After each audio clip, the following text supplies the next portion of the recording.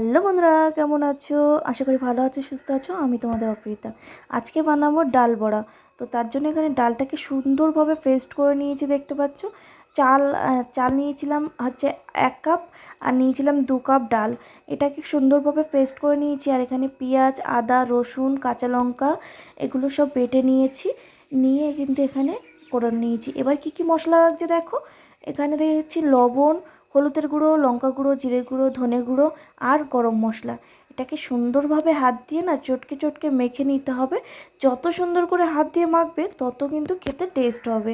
অনেকে চামচের মানে চামচ দিয়ে মিক্স করতে চাইলে মিক্স করতে পারো, সেক্ষেত্রে কোনো অসুবিধা নেই। কিন্তু আমার মনে হয় হাত দিয়ে মাখলে সবচেয়ে বেশি ভালো হয়, তাই আমি এখানে হাত দিয়েই মাখছি। তোমরা চাইলে কেউ এখানে চালের গুঁড়োটা না ইউজ করতেও পারো। তারপর দিয়ে দিয়েছিলাম এখানে আমি বেসনটা ইউজ করেছি, কারণ যাতে একটু টাইট হয় তার জন্য। তোমরা চাইলে কিন্তু এখানে চালের গুঁড়িটা স্কিপ করতে পারো, কোনো অসুবিধা নেই। তারপর কিন্তু এটা মাখা কমপ্লিট। এবার তেলটা গরম হয়ে গেছে। এবার কড়াইয়ের চারি সাইডে তেলটা ভালোভাবে লাগিয়ে নিচ্ছি। এটা কিন্তু আমি সরিষার তেল দিয়ে করছি, তোমরা সাদা তেল দিয়েও করতে পারো। আর তোমরা যারা নিরামিষ খেতে চাও তারা এখানে পেঁয়াজ আর রসুনটা ইউজ করার দরকার নেই, বাকি আর সব মশলাই তোমরা ইউজ করতে পারবে। তো এখানে আমি এরকম হাতের সাইজে শেপ দিয়ে দিয়ে এরকম ছেড়ে দিচ্ছি। তোমরা চাইলে বড়া কেটে কেটেও দিতে পারো, সেক্ষেত্রে কোনো অসুবিধা নেই। কিন্তু বড়া কেটে দিতে গেলে আর একটু তেলের পরিমাণটা বেশি রাখতে হবে, তার জন্য আমি এরকম চ্যাপ্টা করে করে দিয়েছি, যাতে ভালোভাবে হয়ে যায়। আর এগুলো যখন ভাজবো তখন এমনি ফুলে ফুলে উঠবে, তখন দেখতে আরও সুন্দর লাগবে। দেখো এখানে লাল লাল করে ভেজে নিচ্ছি। আর বড়াগুলো কিন্তু ফুলতে শুরু করেছে, তুমি দেখতেই পাচ্ছ। তোমরা এই সুন্দর করে লাল লাল করে ভেজে নিতে হবে। এখানে প্রায় একবার দেওয়া হয়ে গেছে, আরও কিছুটা আছে, সেটা পরের বারে কিন্তু আমি দিয়ে দেবো। সুন্দরভাবে কিন্তু নাড়াচাড়া দিয়ে এখানে বড়াগুলো ভাজতে হবে। একটু টাইম নিয়ে নিয়ে ভাজতে হবে লো আছে, কারণ না হলে ভেতর দিয়ে কাঁচা থেকে যাবে আর উপর দিয়ে ক্রিস্পি হয়ে যাবে। তো বড়াগুলো ভেজে তুলে নেওয়ার পরে ওই তেলে দিয়ে দিয়েছিলাম আমি এখানে আলু, আর লবণ আর হলুদ দিয়ে সুন্দরভাবে কিন্তু এটাকে ভেজে নিতে হবে। আলুটাকে সুন্দর করে ভাজাভাজি করে নিয়ে একটা বাটিতে আমি তুলে নেব। দেখতে পাচ্ছ আলুটার কালার কি সুন্দর এসছে। এরকম আস্তে আস্তে কিন্তু আমি নেড়ে চেড়ে রান্না করতে থাকবো। আলুটা যত ভালোভাবে কষাবে তত কিন্তু ভালো হয়, কারণ নুন আর হলুদের সাহায্যে কিন্তু খুব ভালোভাবে ভেজে নেওয়া যায়। আলুটা তুলে নেওয়ার পরে ওই তেলের ভেতর দিয়ে দিলাম 5 ফোড়ন। আর দিয়ে দিচ্ছি এখানে কিছু মশলা করে রেখেছিলাম, সেই মশলাগুলো দিয়ে দিচ্ছি কাঁচা লঙ্কা চেরা 8টার মতো, পেঁয়াজ কুড়ানো, আদা কুড়ানো, রসুন কুড়ানো এখানে অ্যাড করে দিচ্ছি। দিয়ে কিন্তু ভালোভাবে নাড়াচাড়া দিয়ে নিচ্ছি। আর এখানে কিন্তু আমি কিছু কুচনো পেঁয়াজও ইউজ করব, দেখতে পাবে তোমরা এক্ষুনি। যে মানে কুড়িয়ে নেওয়া মশলাটা এখানে অ্যাড করে দিলাম।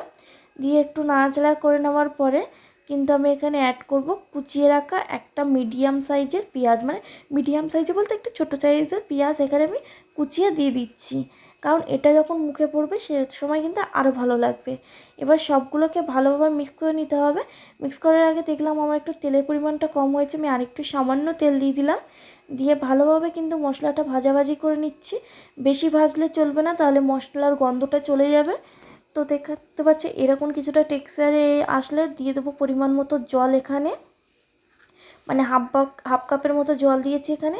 দিয়ে এবার একে একে মশলাগুলো দিতে থাকবো। কী কী মশলা দিই তোমরা একবার চেক করে নাও।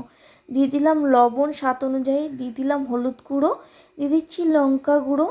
এবারও আরও কিছু মশলা আছে, জিরে গুঁড়ো দিয়ে দিলাম। দিয়ে কিন্তু মশলাটাকে ভালো করে কিন্তু এখানে মিক্স করতে হবে। জিরে গুঁড়োটা দেওয়ার সাথে সাথে কিন্তু মিক্স করতে হবে, কারণ জিরের একটা গন্ধ থাকে, সেটা ভালোভাবে যদি ফ্লেভারফুল না হয় তাহলে কিন্তু খেতে ভালো লাগবে না। এবার নাড়াচাড়া দিয়ে সব মশলাগুলো আমি মিক্স করে তেল ছাড়া অবধি অপেক্ষা করব।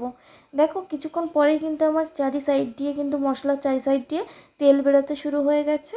এই ক্ষেত্রে কিন্তু আমি একটু নাড়াচাড়া দিয়ে এর ভেতরে ভেজে রাখা আলুটাই অ্যাড করে দেবো এখানে। দেখতেই পাচ্ছ আলুটা অ্যাড করে দেওয়া আমার হয়ে গেছে এখানে। এবার সুন্দরভাবে সবগুলোকে না 10 মিনিট ধরে কষিয়ে নিতে হবে। এটা করতে হবে লো আছে, যেহেতু আমাদের মশলাটা রেডি হয়ে গেছে, সেক্ষেত্রে জোরে জাল দিলে পুড়ে যেতে পারে। তার জন্য জোর কম রেখে কিন্তু এরকম ভালোভাবে কষিয়ে নিতে হবে। কষানো এখানে হয়ে গেছে, দিয়ে দিলাম স্বাদ অনুযায়ী জল, মানে পরিমাণ মতো জলটা আমরা এখানে অ্যাড করেছি। বেশি ঝোল করব না যেহেতু, তার জন্য কিন্তু কম জল দিলাম। দিয়ে এবার 10 মিনিটের মতো ঢেকে রেখে আলুটাকে সিদ্ধ করতে দেব। আলুটা সিদ্ধ হয়ে গেলে কিন্তু ঢাকনা খুলেই কিন্তু একে একে মশলা দিতে শুরু করব। ঢাকনা খুলেই এখানে দিয়ে দিলাম ভেজে রাখা যে বড়াগুলো ছিল সেগুলো এখানে অ্যাড করে দিলাম। আর কিছু আলু এখানে আমি ভেঙে দেবো, কারণ ঝোলটা যাতে একটু ঘন হয় তার জন্য।